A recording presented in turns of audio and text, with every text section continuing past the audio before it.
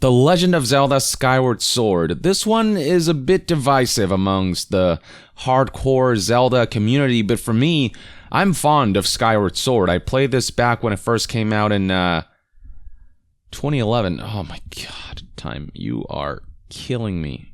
Literally and metaphorically. And I personally had a blast with it. You know, I personally enjoyed the creativity behind the motion controls. It wasn't for everyone, I get it, but I really enjoyed it personally. The dungeons were fantastic, and I thought it was a really great Zelda entry with all said and done. And to see it come to Nintendo Switch is pretty cool for me personally. I don't know if it's full price worth. This is an almost decade-old game that they've kind of upscaled the graphics a little bit and stuff like that. And they did add the ability for players to just play with buttons for those who did not enjoy the motion control. So there's some nice additions, but for a port, charging full price, people are a little iffy about. You compare this to something like Mass Effect Legendary Edition, which compiles all 3 games in the original trilogy and adds additional enhancements and quality of life features.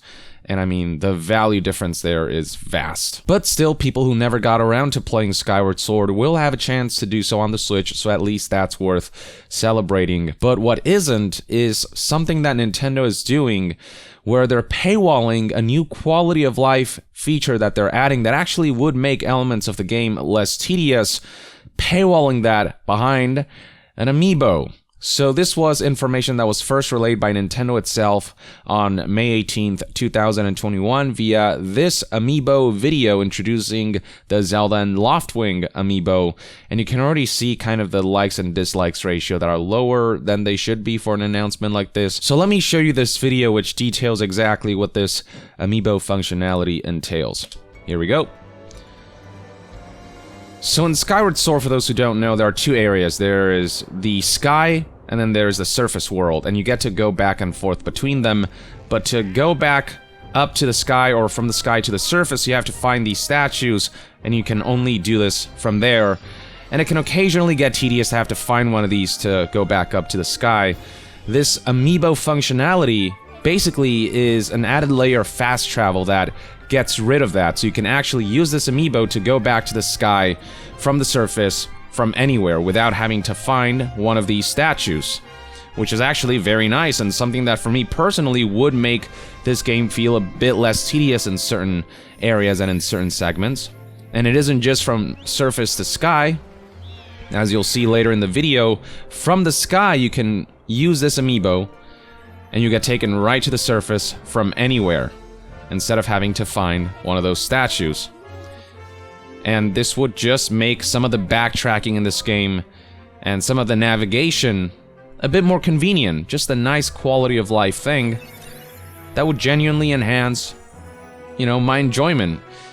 Is it necessary for the game to be enjoyable? Not necessarily. You could argue that the original game didn't have that feature, but with a port, especially when you're kind of upscaling things and doing an HD remaster or whatever, those quality of life features that, you know, they couldn't add back then being added now, that's always nice. And, you know, Mass Effect Legendary Edition added plenty of those, and they didn't charge extra for that. But the problem with Skyward Sword and this additional fast travel feature that would be a nice convenience is that it's locked behind this $25 Amiibo. And to be fair, the Amiibo's super nice and, you know, it's really neat looking, but people shouldn't have to buy a $25 Amiibo to get a quality of life feature that genuinely affects gameplay. This is basically a fast travel microtransaction, or I should say macro transaction, except you get a nice little statue or little figurine alongside that macro transaction purchase is basically what this is. But again, you have to get that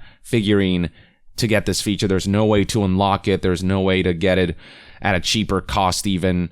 It's just straight up Amiibo $25, officially at least. And so you can see right here when Nintendo made this announcement on the official Nintendo of America Twitter page, the responses have been largely negative, with top comments including locking an accessibility or quality of life option behind an Amiibo paywall, which you will never meet demand for, is frankly disgraceful. Sort yourselves out, Nintendo. Charging full price for a 10-year-old port should give you everything in the bloody box day one. That's another element to it, is that if you want to justify that $60 price point further for this decade-old game, then you have to give as many of those enhancements as possible, and for you to take one of those and paywall them completely behind a separate $25 purchase, that's an incredibly bad look if you ask me. This goes doubly true when we're talking about Amiibos. These are very much limited in supply. Nintendo can only make so many of those. And in the same vein, on an official capacity, there's a limited supply of fast travel feature.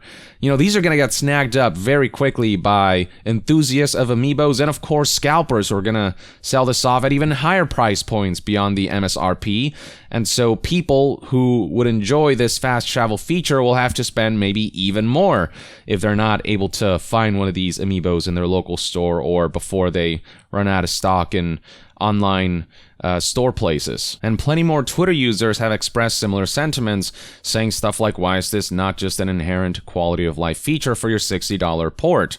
Why is this locked behind an Amiibo? This should be a built-in feature. Amiibo looks cool at least. And all of these posts have thousands, hundreds, thousands of likes on them, so plenty of others also agree with them as well. Can you imagine if Mass Effect Legendary Edition took one of the quality of life features that they added in Mass Effect 1, say the boosters on the Mako, which wasn't there in the original game, and said, hey, if you want to get the booster for the Mako, which genuinely enhances the Mako driving experience, it still feels kind of ass, but the booster does help navigate those like steep cliffs and those mountainous areas that you often encounter in these planets. It's a nice quality of life feature, even if the Mako still isn't perfect or great for that matter. Can you imagine if they took that and said, you have to buy this $25 figurine if you want to unlock that for your game? Like, how egregious would that be? How much backlash would there be against EA? You know, how greedily would that be perceived? I think Nintendo needs to be held to the same standards. Something like this just shouldn't be. Or imagine if YouTube allowed me to control your viewing experience in such a way that it allowed me to sell this sense of pride and accomplishment shirt that you can find on yongya.com, which makes fun of EA's most downvoted comment in Reddit history, force you to pay for this to use as an Amiibo to allow you to more conveniently, I don't know, skip through my videos or something like that. That would piss you off, right? Sneaky plug. Something like fast travel that adds expediency to maybe some potentially tedious navigation, that should just be a thing you give out when you're charging full price for a port of a decade-old game that is struggling to justify that $60 price point. Now, the one bit of good news is that it's not very difficult to make your own Amiibos.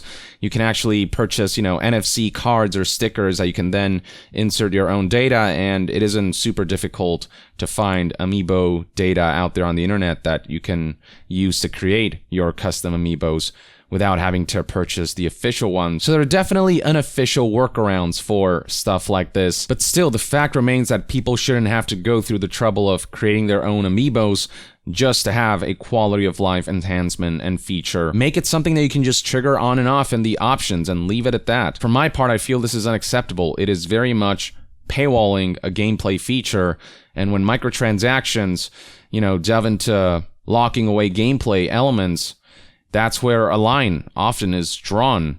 And $25 in addition to the initial $60, that's not cheap. And I also don't like that this trend even exists. It feels like Nintendo is getting a little ballsier and a little ballsier with what they lock behind Amiibos to try and sell those.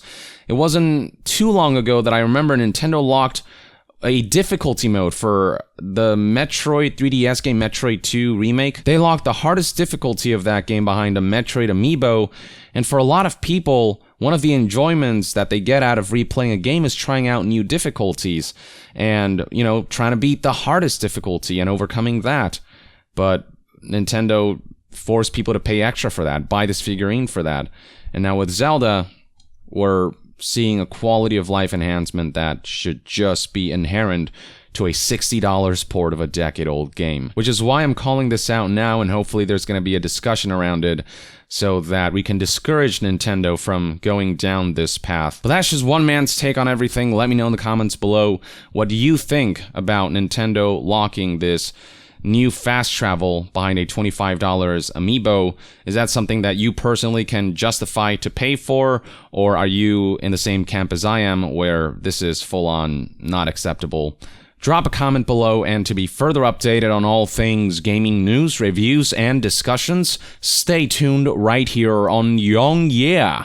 I'll see you guys next time. Young out.